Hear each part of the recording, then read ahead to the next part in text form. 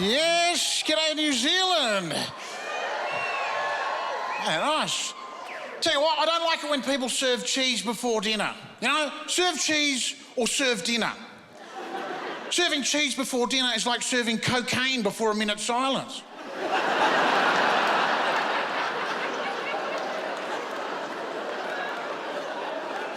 Do you know who's not as useful as they seem? Right, these gym bros, these big bodybuilding dudes, you know, spend years picking things up, putting them down in exactly the same place. Do you know how long it takes to get a forklift licence? 1 day. Yeah, that's right. They also do that thing where they flip the tyre, you know, they're in the gym. Wah! Whoa! You're like, mate, just turn it side on. It just goes. Whooshka. You're strong, but you're a bit thick, you know what I mean? It's literally mankind's first invention, you know? They also do that thing with the ropes. Trust me, in a combat situation, that is no good. All right? If your enemy's lying on his back and you've got his ankles going, hey! You just bloody sits there giggling at you, you know? Loses all respect. Oh, yeah, I got to admit, I do feel sorry for young generations, right? Give us a yell if you're out there in the audience and you're under 25.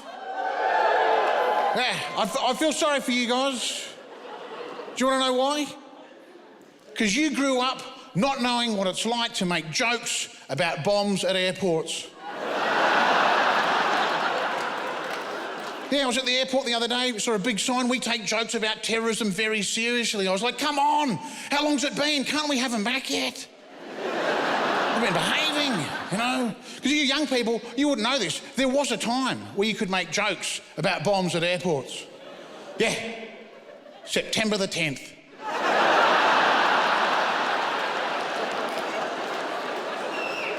Yeah, you could walk into an airport, go to the lady behind the baggage counter, put your bag on the little conveyor belt, and she'd go, what's in your bag? You could look her square in the eyes and say, a fucking bomb. And she'd be like, oh.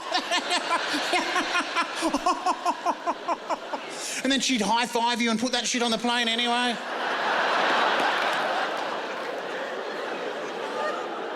When they come round on the flight to bring you a snack, sorry, sir, we're out of peanuts. You'd be like, I'll blow this thing up. Guy behind you's having so much fun, pulls out a gun, like a door.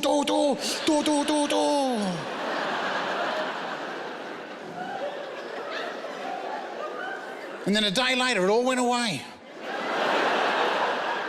And the weird thing is, they got rid of jokes, but they kept the planes. I don't know if you guys are history buffs or not, but I think planes did most of the damage in September 11. Unless there's something I don't know, where just before they hit the first tower, someone opened a window, leant out and yelled out, knock, knock.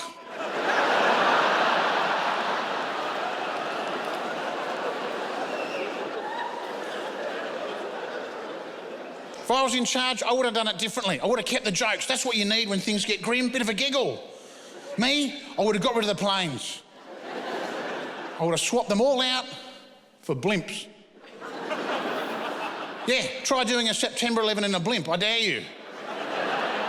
Imagine that, footage of the New York City skyline.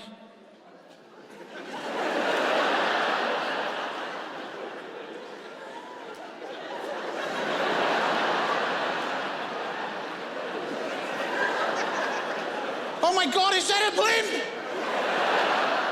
I think it's heading straight for the World Trade Center.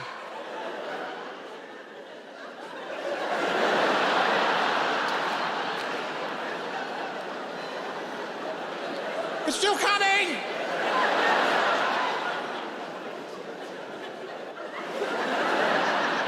Strong headwind.